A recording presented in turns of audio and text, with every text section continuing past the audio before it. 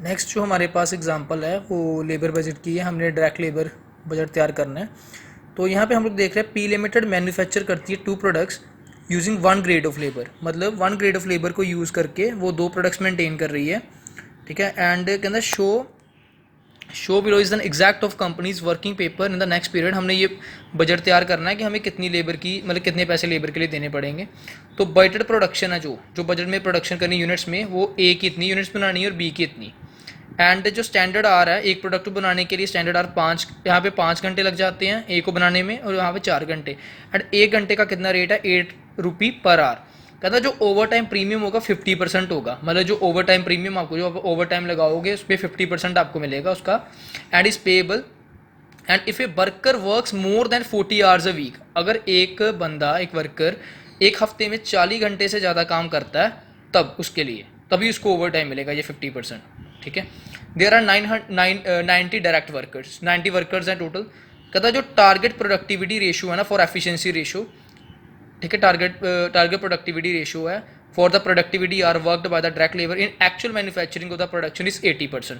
मतलब कि जो टोटल काम है उसका 80% में काम होता है।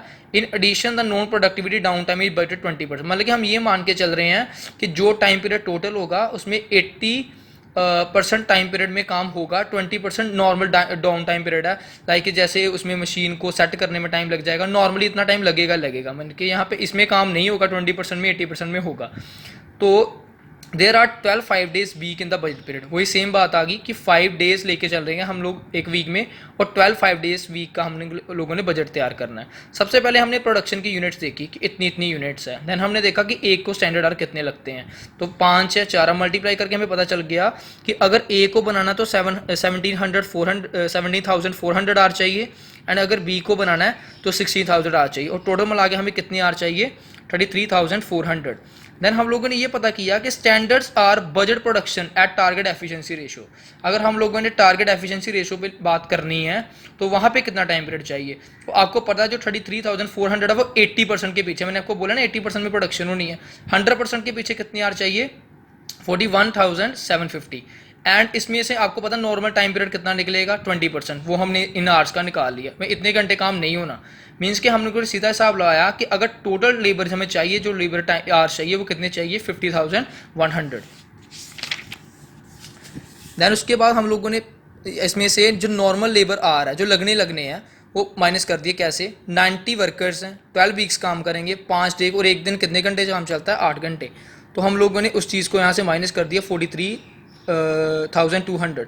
तो डिफरेंस कितना हो गया, वो ओवर टाइम हो गया। कैसे कि इतने आवर्स रिक्वायर्ड थे ये वाले 50,100, एंड दूसरी साइड में देखूँ तो ये वाले जो आवर्स है 43,200, ये तो नॉर्मली लगने थे। तो जो 6,900 आवर्स है वो क्या हो गया, ओवर टाइम। तो हम लोग यहाँ पे क्या करेंगे, नॉर्मल टाइम पीरियड को नॉर्मल रेट पे दे देंगे, मतलब 43,200 को 8 रुपी पे, और यहाँ पे हमने 12 कैसे हो गया कि 8 तो देना है, ठीक है, प्लस 8 का 50% क्या हो गया, ओवर टाइम।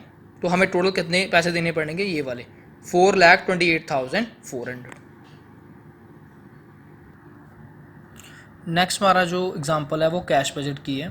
कहता प्रिपेयर करो एक cash budget for the 3 months ended 30 सितंबर 2016।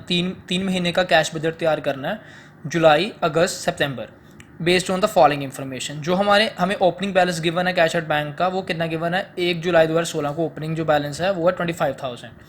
उसके बाद मंथली सैलरी एंड वेजेस हर साल देनी है, हर महीने, वो है 10,000।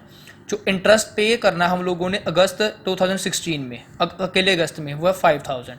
यहाँ पे कुछ एस्टिमेट्स गिवन है हमें जून के, जुलाई के, अगस्त के और सितंबर के जून में कितनी क्रेडिट सेल हुई है, एक्चुअल में कैश सेल कितनी हुई है, फिर क्रेडिट सेल का डेटा गिवन है, फिर परचेज का, फिर अदर।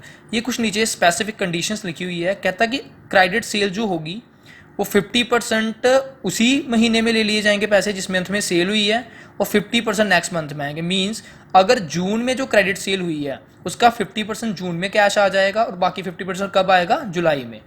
एंड जो कलेक्शंस होगी क्रेडिट सेल की, वो सब्जेक्ट है 10% डिस्काउंट। अगर हम लोग इसी महीने में पैसे लेते हैं तो 10% कम मिलेंगे, डिस्काउंट देना पड़ेगा। अगर नेक्स्ट मंथ में लेते हैं तो कितना, 5% डिस्काउंट देना पड़ेगा। दूसरी साइड उसने क्या बोला है कि जो 10% ऑफ द परचेजेज है, जो हम लोगों ने परचेज करनी है, वो कैश में है एंड बाकी balance paid in the next month. Means के जैसे यहाँ पे 1,60,000 का सामान हम लोगों ने परचेज किया है तो उसका 10% उसी साल पे, उसी मंथ में पे हो गया होगा, बाकी जुलाई में पे होगा। ठीक है, ये कंडीशंस है उसकी। अब यहाँ पे हम लोग देख रहे हैं कि जो हमारे पास ओपनिंग बैलेंस है वो जुलाई का, हम लोगों ने 3 महीने का बजट तैयार करना है, जुलाई, अगस्त और सितंबर। तो मैं एक का आपको क्लियर कर देता हूँ, उससे आपको नेक्स्ट वाले खुद से क्लियर हो जाएंगे। एंड जुलाई का जो ओपनिंग बैलेंस हमें गिवन है वो कितना गिवन है, ये आपने देखा होगा ऊपर भी, 25,000, ये वाली चीज़। ओके, तो अगर हम यहाँ पे देखते हैं कि हमने ये ओपनिंग बैलेंस ले लिया, उसके बाद हम लोगों ने क्या करना है, ओपनिंग बैलेंस में ऐड करेंगे रिसिप्ट्स और पता करेंगे कितना कैश है हमारे पास, कितनी उस महीने में पेमेंट्स हो गई, बैलेंस पता करेंगे कितना बचा, वो नेक्स्ट ईयर का, नेक्स्ट मंथ का ओपनिंग बैलेंस बन जाएगा। तो यहाँ पे 25,000 हमारे पास ऑलरेडी है।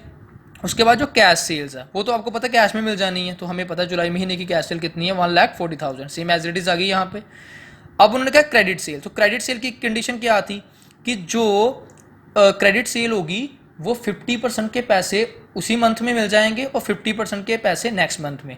तो अब कॉमन सी बात है, जो इस महीने की क्रेडिट सेल है तो वो कितनी है, 80,000। कितनी, 80,000। इसका 50% इसी मंथ में मिलना है, मतलब 40,000। अब 40,000 पे भी एक कंडीशन थी कि वो 10% डिस्काउंट पे मिलेगा, 40,000 का 10% 4,000, मतलब हमें कितना मिलेगा, 36,000। अब प्रीवियस मंथ का 50% भी इस साल, इस महीने में आना है, तो कैश, तो हमने कैश पे फोकस करना है कि कैश कब आ रहा है।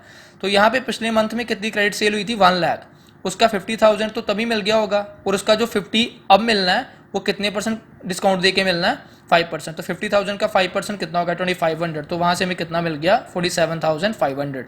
एंड हमें टोटल रिसिप्ट पता चल गई कितनी होगी, 2,48,500, मतलब ये तीनों को और ये चार, इसको फोर्थ आइटम है इसको ऐड करके सारा इतना कैश आ गया। उसके बाद पेमेंट्स की बात करता हूँ, तो पेमेंट्स में इसमें क्या बोला था कि जो हम लोग परचेज करेंगे उसका 10% इसी मंथ में पे कर देंगे, जिस मंथ में खरीदा है, तो 90% नेक्स्ट मंथ में, फिर कॉमन सी बात आ जाएगा। अब जुलाई में हम लोगों ने परचेज की 1,70,000 की, उसका 10% हमने अभी पे कर दिया, ये देखो कैश परचेज, और बाकी जो क्रेडिट परचेज है वो नेक्स्ट मंथ में पे करेंगे। लेकिन जो जून की क्रेडिट परचेज हुई है वो अभी पे करेंगे ना, तो वहाँ पे जो परचेज है 1,60,000 की, उसका भी 10% तभी पे कर दिया, 16,000, और जो 144 बचा है वो इस साल पे होगा। Okay, other expense 20,000 already given है आपको, आप देख सकते हो नीचे, ये जुलाई में। ओके, देन नेक्स्ट इंटरेस्ट कुछ नहीं है इसमें थे, लेकिन मंथली सैलरी हर साल जानी, हर महीने जानी है 10,000 वो। तो हमने, हमारी रिसिप्ट कितनी हुई है इस मंथ में, 2,48,500, और पेमेंट्स कितनी हुई है, 1,91,000। तो हम लोगों ने देखा कि हमारी रिसिप्ट ज़्यादा और पेमेंट कम है, तो हमारे पास कितना कैश बचा हुआ है इस साल, 57,500 इस मंथ का क्लोजिंग बैलेंस है जुलाई का। अगस्त का ये ओपनिंग बैलेंस बन जाएगा, same as it is procedure follow होगा, और हम लोगों ने तीनों महीने का बजट तैयार करना है कि हमारी कैश रिक्वायरमेंट क्या है। नेक्स्ट जो हमारे पास एग्जांपल है वो फ्लैक्सिबल बजट की है। तो कहता है expenses budgeted for the production 10,000 unit in factory are furnished below. जो हमें ये नीचे पर यूनिट के खर्चे दिए हुए हैं, ये क्या बताएं कि जब हम लोग 10,000 यूनिट्स को बनाते हैं तो पर यूनिट के पीछे इतने इतने एक्सपेंस आते हैं, तो total cost of sale per unit इतनी पड़ती है, 155। ओके, तो अब हम लोगों ने यहाँ पे क्या करना है, उसने क्या बोला है कि you are required to prepare a flexible budget for the month of 60 for the production of 6,000 units and 8,000। हमने जो बजट बनाना है वो कितना बनाना है कि अगर हम लोगों ने 6,000 यूनिट्स बनानी है तो तब क्या एक्सपेंस रहेगा पर यूनिट इस सेल क्या रहेगी कॉस्ट की, अगर 8,000 बनाना है तो क्या रहेगा। तो सबसे पहले हम लोग देख रहे हैं वेरिएबल और प्रोडक्शन एक्सपेंसेस। सबसे पहले कि जो वेरिएबल और प्रोडक्शन एक्सपेंसेस है हमारे वो क्या रहेंगे। ओके, तो सबसे पहले हम लोग देख रहे हैं कि वेरिएबल जो प्रोडक्शन एक्सपेंस है वो क्या रहेंगे। मटेरियल आप देख रहे हो कि ऊपर 70 रुपये लग रहा है पर यूनिट को, तो आप ये भी पता है कि ये एक वेरिएबल एक्सपेंस है। तो यहाँ पे हम लोगों ने कितनी बनानी, 6,000, 70 इंटू 6,000 आ गया 4,20,000। इसी तरह लेबर की बात है, 25 रुपये है एक यूनिट की, तो 25 इंटू 6,000 1,50,000। इसी तरह डायरेक्ट वेरिएबल एक्सपेंस है, ये गिवन है आपको वेरिएबल एक्सपेंस डायरेक्ट, तो कितने हैं 5। तो आप 5 को मल्टीप्लाई कर दोगे 6 से तो 30,000, और तीनों को मिला के आपके पास पता है कि कोशियर के अकॉर्डिंगली क्या आ जाती है प्राइम कॉस्ट, तो वो इतनी आ गई हमारे पास। उसके बाद उसने बोला फैक्ट्री ओवरहेड।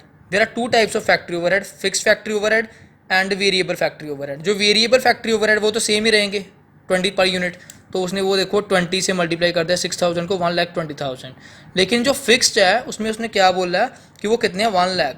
अगर वो यहाँ पे 1 लाख है तो वहाँ पे भी 1 लाख रहेंगे, तो उसने 1 लाख डाल के उसको 6000 से डिवाइड करके निकाल लिया कि पर यूनिट कितने पड़े 16.67। ओके, एंड उसके नेक्स्ट मैं बात करूँ तो हमारे पास आ गई वर्क्स कॉस्ट। उसके बाद एडमिनिस्ट्रेशन एक्सपेंस है, जो एडमिनिस्ट्रेशन एक्सपेंस हैं वो फिक्स्ड है 50,000।